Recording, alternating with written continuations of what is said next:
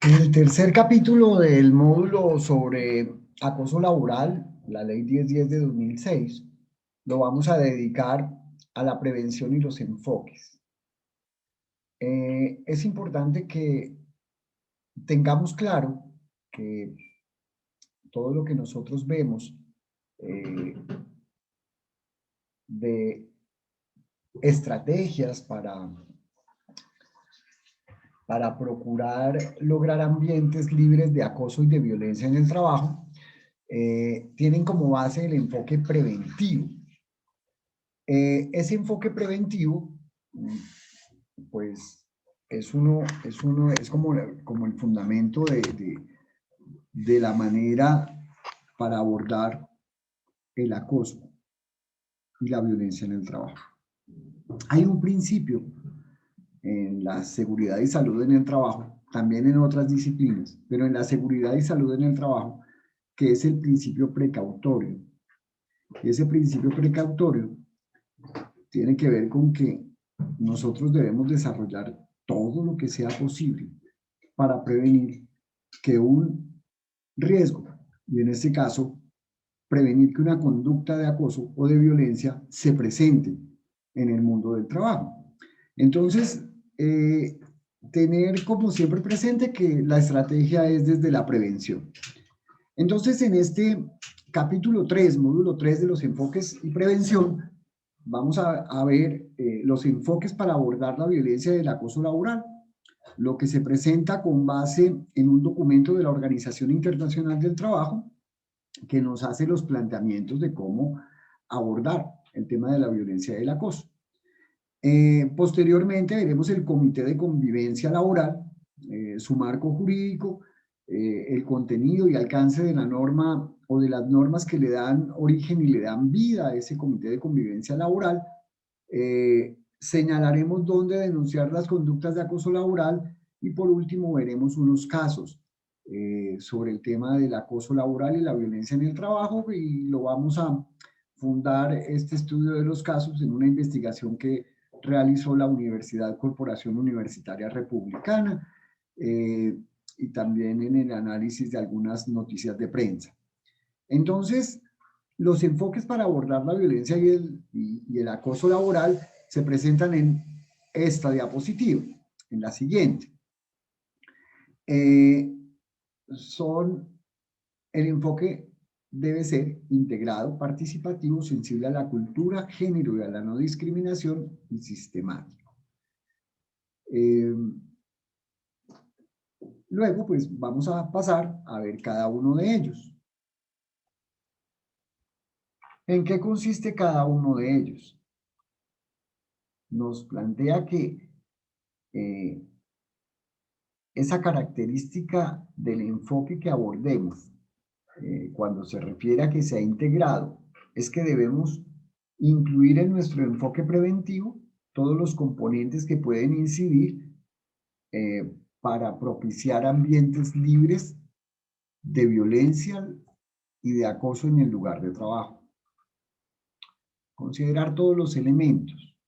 Dice la OIT que algo que ha resultado muy efectivo es que las medidas preventivas que se destinen a la organización del trabajo y a las relaciones interpersonales han tenido resultados satisfactorios. Es decir, que cuando miremos el enfoque preventivo, debemos apuntarle a esos dos elementos, a la organización del trabajo y a las relaciones interpersonales. Por ejemplo, en organización del trabajo está incluido todo lo que tiene que ver, por ejemplo, con las cargas laborales, con los estilos de dirección, con los mecanismos de comunicación que tengan en la organización. Este enfoque integrado debe considerar todos los elementos, debemos integrar en él o en nuestra propuesta preventiva, debemos integrar todos los elementos que pueden incidir de una manera u otra en lograr el ambiente libre de violencia y libre de acoso.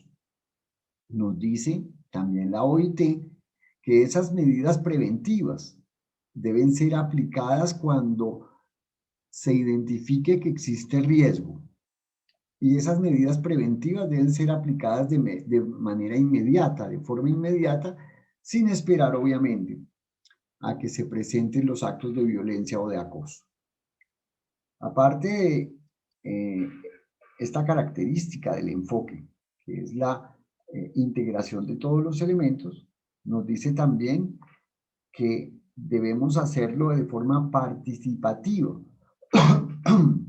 Deben estar presentes en la construcción de la propuesta preventiva las partes interesadas.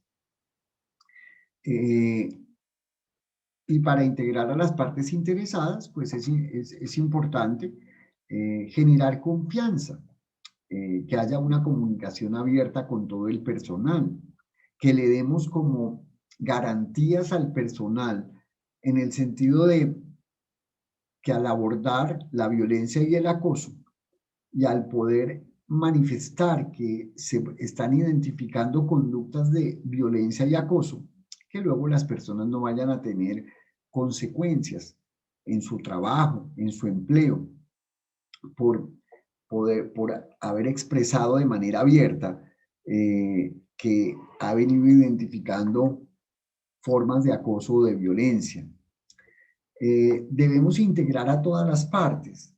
Nuestra legislación es ciertamente limitada. Por ejemplo, en el Comité de Convivencia Laboral, pues no pueden participar los contratistas de prestación de servicios. Y los contratistas de prestación de servicios, pues son unas personas que están permanentemente relacionándose con los servidores públicos, con los empleados públicos y con los trabajadores oficiales en las organizaciones en las que esta forma de vinculación existe. Sin embargo, la norma pues no nos permite que estén ellos presentes. Entonces, uno pudiera pensar, oiga, ¿de qué manera podemos lograr integrar a estas personas para poder preparar la propuesta de prevención de conductas de acoso y de violencia en el lugar de trabajo? Pero debe estar también el empleador, mostrar su liderazgo, mostrar su voluntad política de abordar el tema de la violencia y el acoso en el lugar de trabajo. Claro, aquí nos habla de activar los comités de seguridad y salud. Entonces, en el caso de Colombia, tenemos nuestro comité de convivencia. También tenemos el comité paritario de seguridad y salud en el trabajo. De todas las maneras posibles, fomentar la participación de los trabajadores en esos comités. Muchas veces los trabajadores no creemos en esas instancias de participación. No creemos que puedan llegar a ser efectivas, pero para eso necesitamos educar, para eso necesitamos sensibilizar, necesitamos capacitar a las personas, necesitamos empoderarlas, necesitamos mostrarles cómo esos escenarios sí sirven para transformar la realidad que están viviendo y cómo ellos pueden ser actores principalísimos de las transformaciones positivas que sufran las organizaciones. Esto no es solamente de dejárselo a los trabajadores que siempre van y ocupan esas posiciones. En muchas empresas, en muchas entidades, son las mismas personas y nadie más se responsabiliza, nadie más asume el liderazgo, nadie más asume el compromiso ciudadano, el compromiso político de participar. Bueno, entonces, importante la motivación que podamos realizar para que los trabajadores participen. Entonces tenemos como primera medida que el enfoque debe ser integrado, como segunda que debe ser participativo. El tercer punto que se nos plantea es que ese enfoque debe ser sensible a la cultura, al género y a la no discriminación. No es lo mismo hablar de violencia y acoso laboral, de violencia en el lugar de trabajo y de acoso laboral, en unos determinados ambientes, cuando los ambientes son absolutamente diferentes. Y el tema cultural es muy importante. Por ejemplo, no es lo mismo hablar de acoso laboral o de violencia en el trabajo con una comunidad indígena, a hablarlo eh, en una entidad del Estado, como la Superintendencia de Notariado y Registro, o como cualquiera otra entidad. Los aspectos culturales en este punto son importantes. Es posible que no sea lo mismo hablar de violencia y acoso en la costa pacífica que hablarlo en la costa atlántica. O no será lo mismo hablar de violencia y acoso en el querido departamento de Boyacá o de Cundinamarca, a hablarlo frente a lo que significa la cultura de las personas que son de la costa. Entonces los aspectos culturales deben ser tenidos en cuenta en el enfoque y en el enfoque preventivo que nos planteemos. Pero también es necesario que tengamos en cuenta el tema del género, que tengamos especial atención a las diferencias entre las mujeres y los hombres. Tener en cuenta que lamentablemente en nuestra sociedad, no solamente en nuestra sociedad, sino en el planeta, las mujeres son más vulnerables a conductas de acoso laboral y sobre todo de acoso sexual. Eso es innegable y entonces esa sensibilidad frente al género debemos tenerla en nuestro enfoque preventivo. Entonces, tener un énfasis en los temas de género. Y también un énfasis en el tema y en el derecho a la no discriminación. La no discriminación por ninguna razón. Entonces, tenemos discriminación por razón de raza, de sexo, de género, de opinión política, de origen social. Hay nuevas formas de discriminación que se han ido identificando.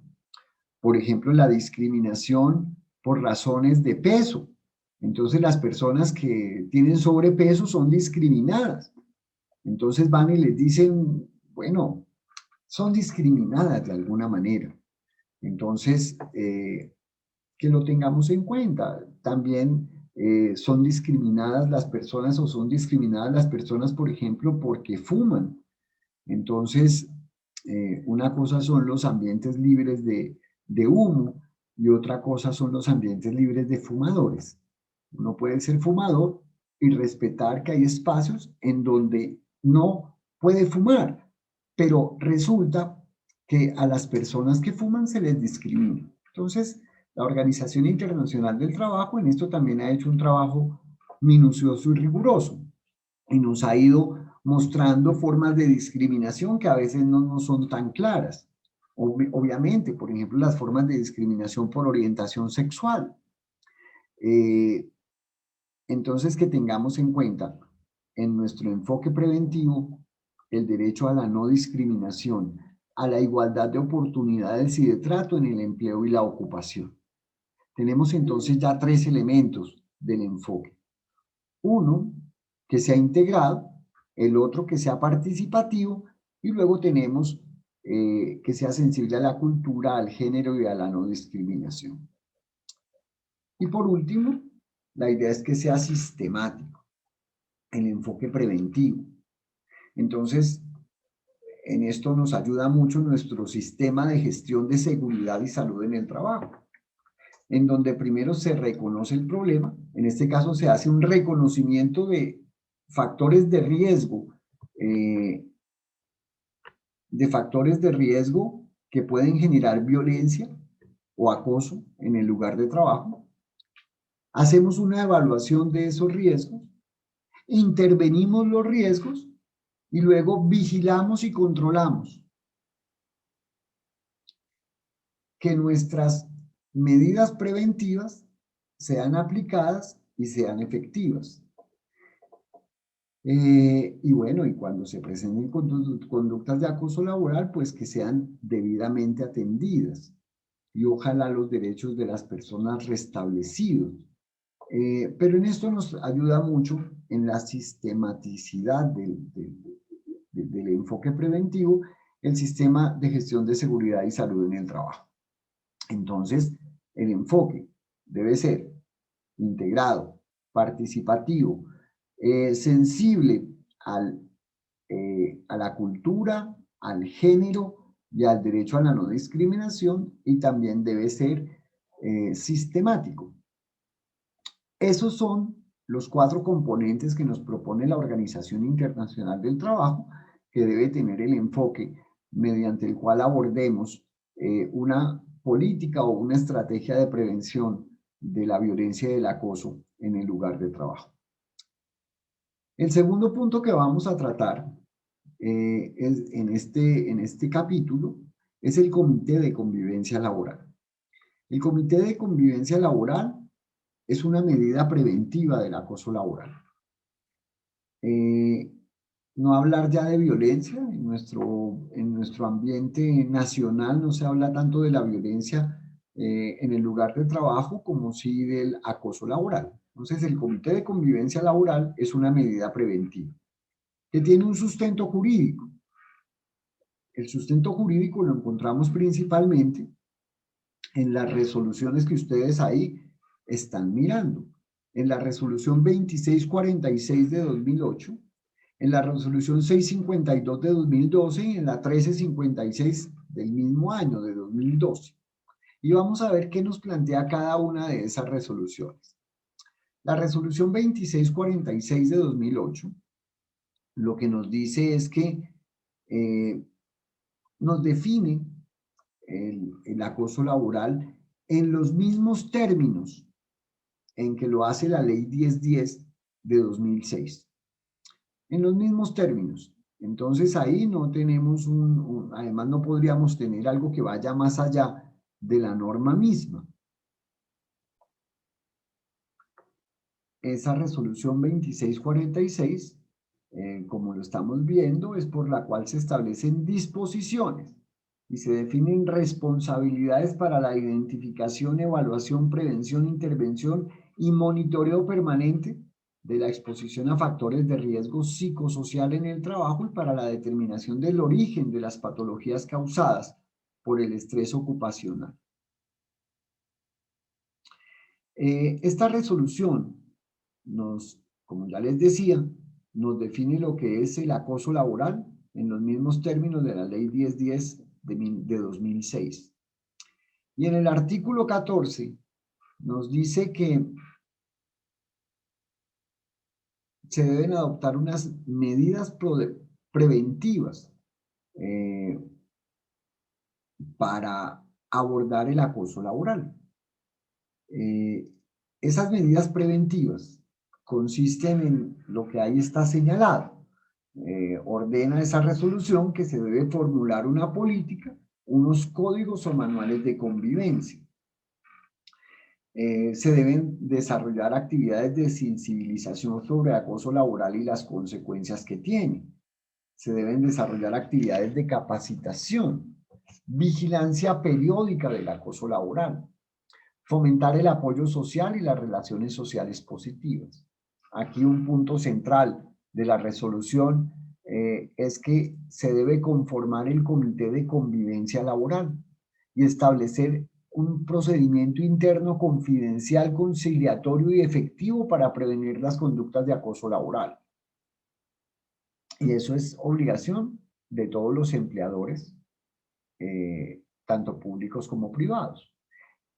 Un procedimiento para formular la queja garantizando la confidencialidad y el respeto por el trabajador. Esas son las medidas preventivas que nos plantea la resolución 2646 de 2008 en su artículo 14. Y también nos dice que debemos adoptar unas medidas correctivas. Estas medidas correctivas, ahí están señaladas, son acciones de intervención y control de factores de riesgo psicosociales, promover la participación de los trabajadores, que está muy en consecuencia con lo que veíamos que nos recomienda la OIT en sus enfoques, promover la participación de los trabajadores, Una medida correctiva es facilitar el traslado del trabajador a otra dependencia de la empresa cuando el médico tratante o el comité de convivencia lo recomiende. Y establecer un procedimiento, y aquí nos insiste, interno confidencial, conciliatorio y efectivo para corregir las conductas de acoso laboral. En la primera parte, pues era para prevenir y ahora es para corregir las conductas de acoso laboral. Hasta ahí llega la resolución 2646 de 2008. Sin embargo, pues no teníamos una norma que nos estableciera las líneas particulares de lo que debería ser ese comité de convivencia laboral. Solamente teníamos esa orientación de la resolución 2646. Se deben conformar los comités de convivencia laboral. Entonces ya en el año 2012, mediante la resolución 652 de ese año, se establecieron los comités de convivencia laboral, su conformación, funcionamiento,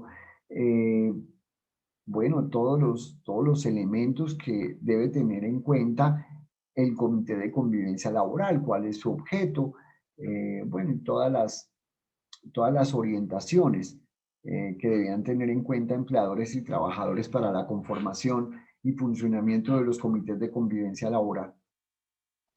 Pero a muy pocos meses de haber expedido la resolución 652, expidieron la resolución 1356, mediante la cual modificaron la 652 y de manera muy puntual hicieron una modificación a algunos de esos artículos que aquí lo vamos a ver a continuación. Entonces, la resolución 652 de 2012 nos habla que el objeto de esa resolución es definir la conformación y funcionamiento de los comités de convivencia laboral. Fijémonos que es tanto en las entidades públicas como en las empresas privadas. Y establecer responsabilidades de los actores, entonces empleadores públicos y privados y administradoras de riesgos laborales, para esa época llamadas administradoras de riesgos profesionales, frente al desarrollo de las medidas preventivas y correctivas del acoso laboral. Ese es el objeto de la resolución, definir conformación y funcionamiento del comité. Luego viene el ámbito de aplicación, que ya lo veíamos también en el artículo primero, pero acá lo señala de manera taxativa. En el artículo segundo nos dice que el ámbito de aplicación son los empleadores públicos y privados, los servidores públicos, los trabajadores dependientes y las administradoras de riesgos laborales. Notemos que, por ejemplo, nuestro convenio 190 de la OIT lo que nos dice es que el ámbito de aplicación no es limitado, sino que es amplio. Se aplica tanto para los trabajadores del sector informal, para los trabajadores independientes, para los trabajadores, por ejemplo, contratistas de prestación de servicios, para todos los trabajadores. Aquí nos dice solamente que aplica para estos, para los empleadores públicos y privados, para los servidores públicos, los trabajadores dependientes y las administradoras de riesgos laborales. Obviamente, en consecuencia con lo que nos plantea la ley 1010 de 2006, porque la resolución no podría ir más allá de lo que es el ámbito de aplicación de la ley misma, de la ley 1010 de 2006. La conformación y el funcionamiento está en el artículo tercero de la resolución 652, modificada por el artículo primero de la resolución 1356. Y entonces nos dice que la conformación es que son 2 representantes del empleador y 2 de los trabajadores con sus respectivos suplentes. Aquí nos dice que las entidades públicas y empresas privadas podrán designar un mayor número de representantes. Pudiera ser que sean 4 y 4. Pero bueno, eso ya será determinado por la dinámica y por las características y complejidad de cada una de las organizaciones. Por ejemplo, yo he tenido oportunidad de conocer entidades donde el número de trabajadores vinculados directamente como servidores públicos ronda las 10.000 personas, contratistas 30.000, trabajadores oficiales 700. Entonces, ellos determinarán una conformación de un comité que tenga la capacidad para poder atender todos los casos que se les presenten. Las personas que conformen el comité de convivencia laboral deben tener unas competencias mínimas, actitudinales y comportamentales, que están ahí señaladas, y son ellas, por ejemplo, orientadas a que sean personas respetuosas, imparciales, tolerantes, serenas, que tengan la capacidad para respetar la confidencialidad, que tengan habilidades de comunicación, que sean éticas, que tengan liderazgo y que tengan la capacidad para la resolución de conflictos. Nos habla de que empresas con menos de 20 trabajadores, el comité de convivencia laboral podría ser integrado por un representante de los empleadores y uno de los trabajadores con sus respectivos suplentes. El empleador designa directamente a sus representantes y los trabajadores elegirán los suyos a través de votación, con todas las formalidades que implica el proceso democrático de esa votación.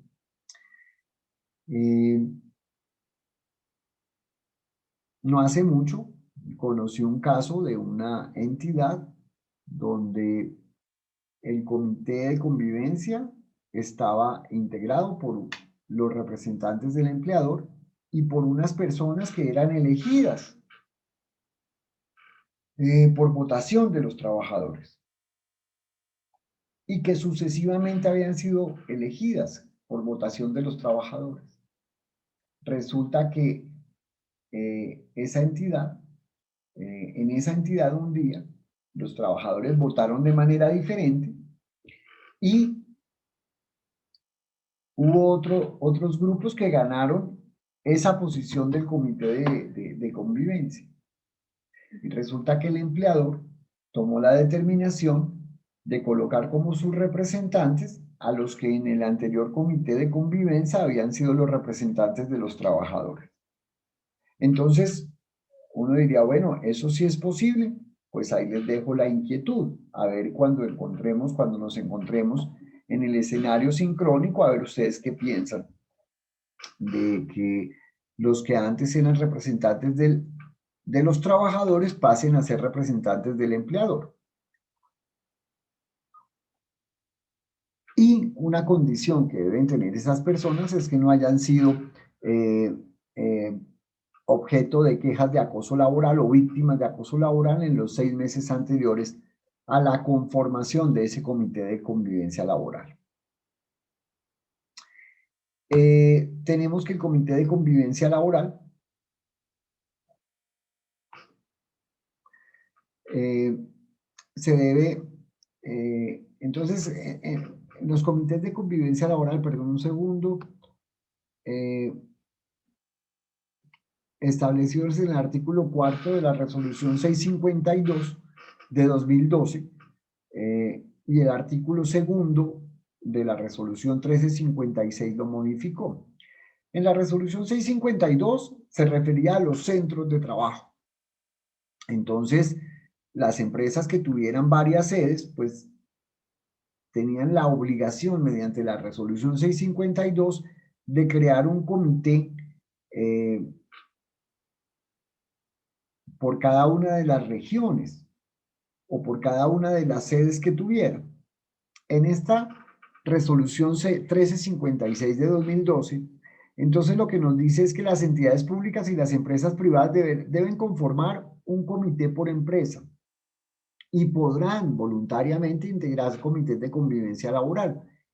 Antes esos comités de convivencia por regiones o departamentos o municipios eran obligatorios en la 652, en la 1356 ya son voluntarios. Es optativo que se hagan o no se hagan, que se organicen o no se organicen.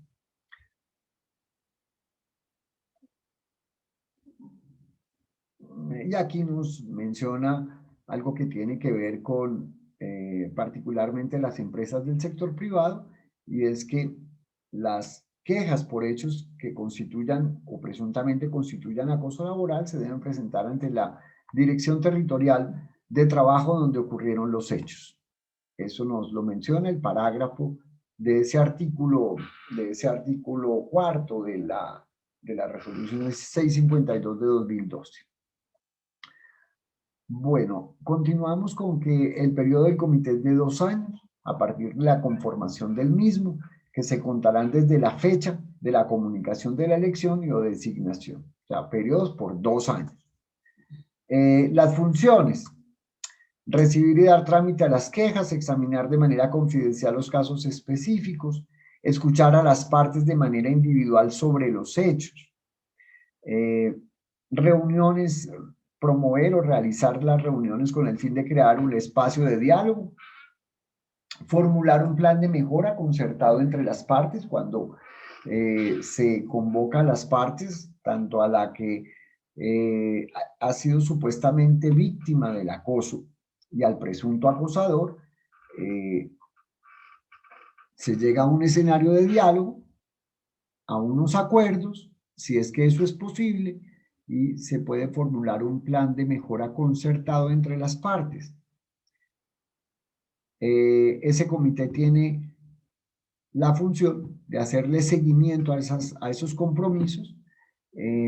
Este comité también tiene la responsabilidad de remitir la queja a la Procuraduría General de la Nación cuando se trate de entidades del sector público y en aquellos casos en los que no se haya podido llegar a un acuerdo, en los que no haya habido una conciliación, en los que no haya habido una solución al conflicto que se presenta. Tiene la responsabilidad de presentar recomendaciones a la alta dirección de la empresa para el desarrollo de las medidas preventivas y correctivas, hacer seguimiento a las recomendaciones que se pasen a la empresa, a las dependencias de gestión de talento humano y seguridad y salud en el trabajo. Y presentar unos informes trimestrales sobre la gestión del comité, siempre obviamente respetando la confidencialidad de los casos que ha abordado. Estas son principalmente las funciones de los comités de convivencia laboral. Seguimos con que el comité de convivencia debe designar un presidente. Ese presidente tiene como funciones convocar las sesiones ordinarias y extraordinarias, presidir y orientar las reuniones, tramitar ante la administración las recomendaciones aprobadas en el comité y gestionar los recursos para el funcionamiento del comité. Es el presidente y es el rol que juega como cualquier presidente en cualquier organización. Si la homologáramos, si la traslapáramos, entonces diríamos que, por ejemplo, el presidente del Comité de Convivencia Laboral es como el presidente del Consejo de Administración del edificio donde uno vive, en una propiedad horizontal, o como el secretario general de las Naciones Unidas, que también pues hace las mismas funciones, convoca las sesiones, preside y orienta las reuniones, tramita las recomendaciones ante el comité, que en este caso ya no sería el comité, sino pudiera ser el consejo mismo de administración o ante la asamblea general. Entonces, es el presidente como de cualquier otra organización. La secretaría, efectivamente, lo que hace la secretaría es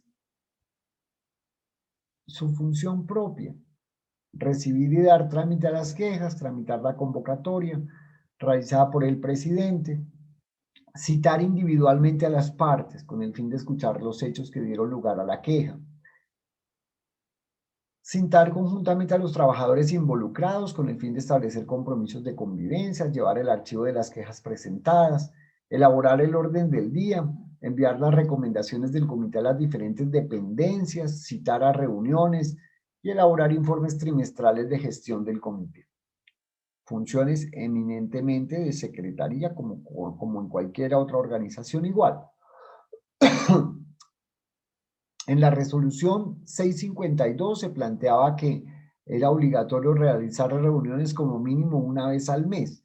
En la resolución 1356 se estableció que las reuniones ordinarias serán cada 3 meses y que se establece un quórum. El quórum es la mitad más uno de los integrantes del comité y que pueden realizarse reuniones extraordinarias cuando los casos lo ameriten.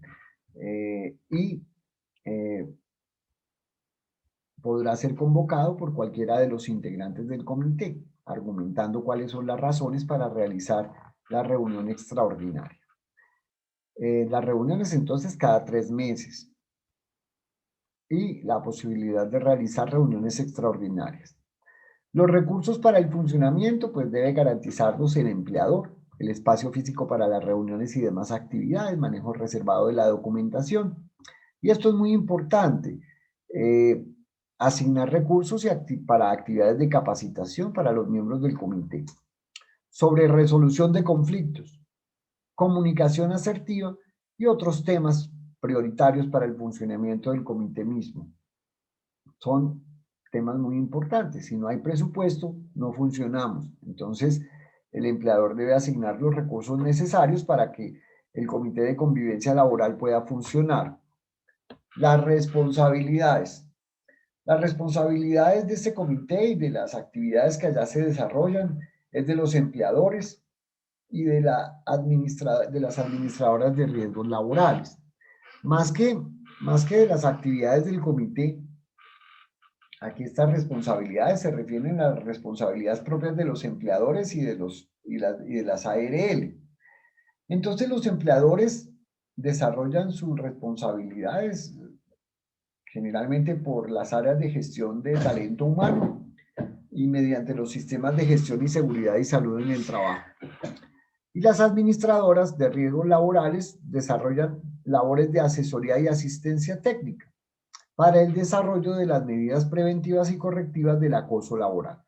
Entonces, el comité de convivencia puede solicitar asesoría y asistencia técnica de la administradora de riesgos laborales. Muchas veces se desconoce esto, muchas veces las administradoras de riesgos laborales no colaboran, no contribuyen, no reinvierten en estos comités de convivencia laboral, en capacitación, aunque fíjense que la capacitación corresponde es al empleador y la asesoría y asistencia técnica a las administradoras de riesgos laborales.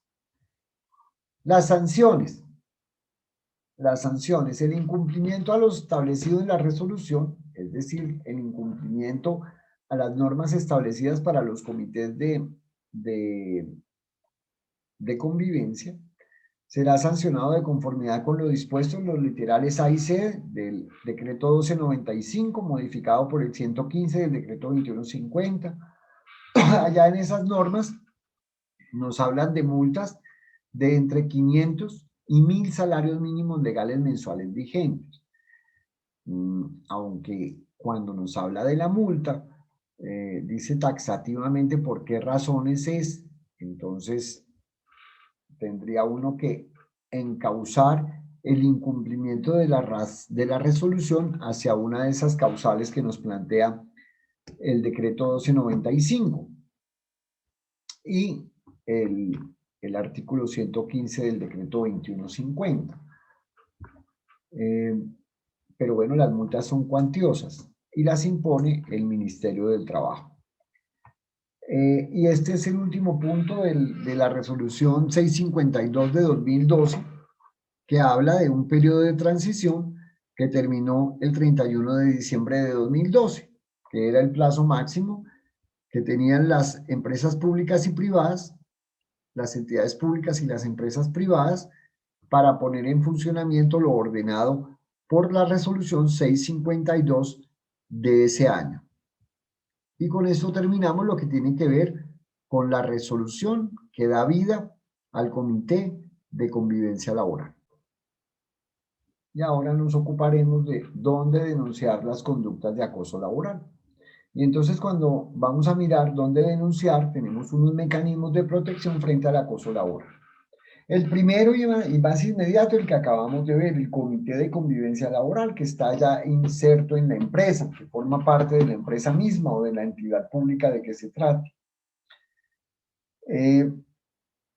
También podemos acudir a las autoridades disciplinarias cuando se trate del sector público, al proceso penal ante las autoridades judiciales Fiscalía General de la Nación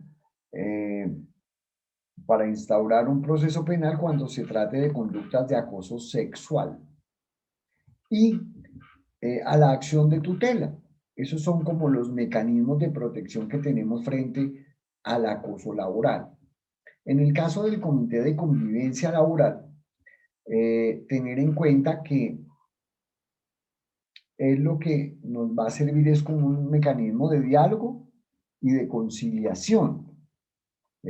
Como ya lo veíamos, es una medida preventiva del acoso, en donde se puede, al que se puede acudir presentando las quejas de acoso laboral cuando nosotros tengamos los elementos indicativos o tengamos los elementos suficientes para poder presentar la queja de acoso laboral. Esas quejas de acoso laboral debemos tener en cuenta que se deben presentar por escrito.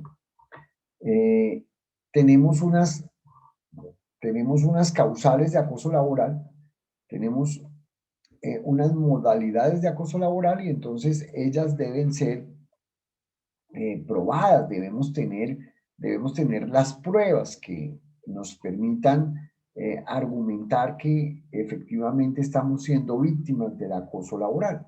Entonces ya las veíamos, serán el maltrato laboral, la persecución,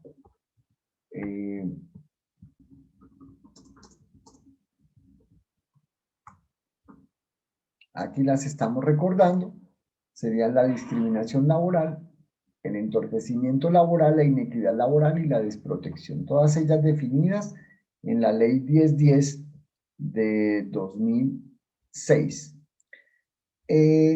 Entonces, las quejas deben ser por escrito y deben ser debidamente sustentadas. La Corte Constitucional se ha ocupado de mirar si es necesario que definitivamente sean por escrito, pero se le planteó a la Corte, oiga, y si las personas no saben escribir, entonces se les niega, se les hace nugatorio su derecho a poder reclamar por conductas de acoso o de violencia. Y entonces la Corte ha dicho no, pues no se les puede negar el derecho, entonces quien reciba la queja verbal deberá elevarla a la condición de una queja escrita. Las autoridades disciplinarias, pues tenemos a la Procuraduría General de la Nación y a las personerías municipales para el caso de las entidades territoriales. En el proceso penal, pues participarán las autoridades que tienen que ver con el proceso penal, la Fiscalía General de la Nación, las quejas o las denuncias más bien se pueden presentar ante las diferentes instancias judiciales, por ejemplo, en una URI,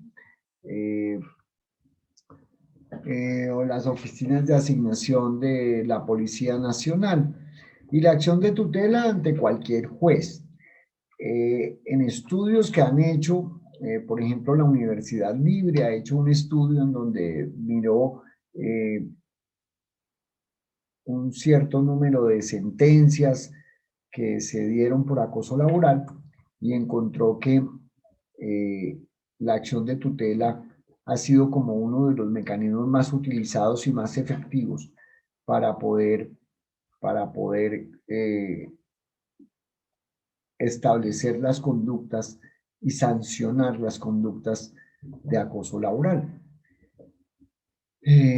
Obviamente, en la acción de tutela, pues se presenta por violación de derechos fundamentales y el acoso laboral en no pocas ocasiones comporta la violación de derechos fundamentales y de derechos humanos. Entonces la acción de tutela termina siendo un mecanismo efectivo. Es más, cuando la Corte Constitucional se ha pronunciado en cuanto a la posibilidad de los servidores públicos, ha dicho que en cuanto a la posibilidad de conseguir justicia frente al tema del acoso laboral, lo que ha dicho es, oiga, mire, la acción disciplinaria es una acción administrativa y no es suficiente mecanismo de protección para los servidores públicos. No puede ser que la protección para los servidores públicos termine en la acción disciplinaria. No, Ahí no termina, dice la Corte Constitucional.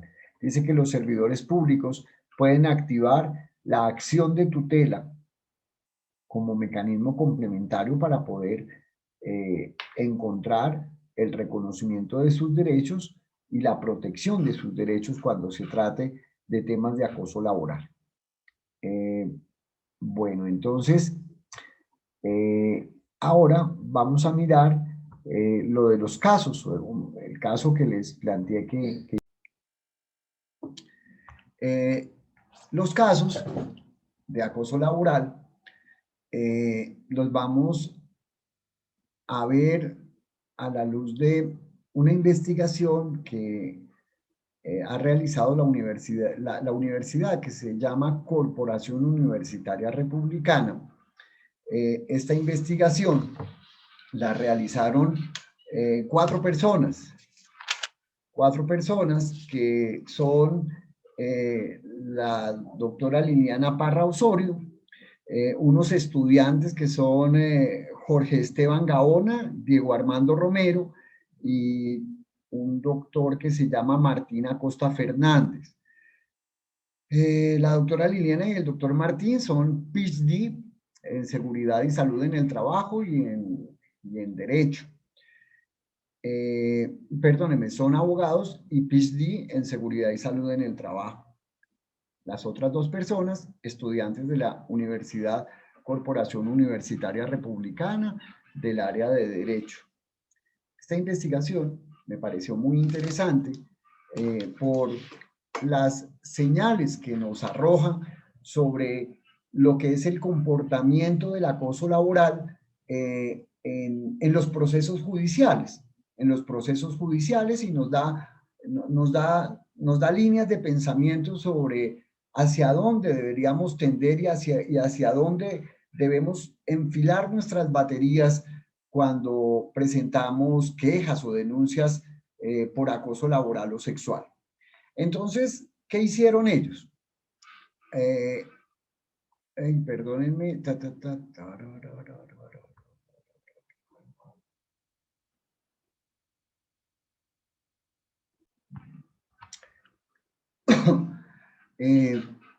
La parte correspondiente a los casos en este capítulo del módulo sobre acoso laboral,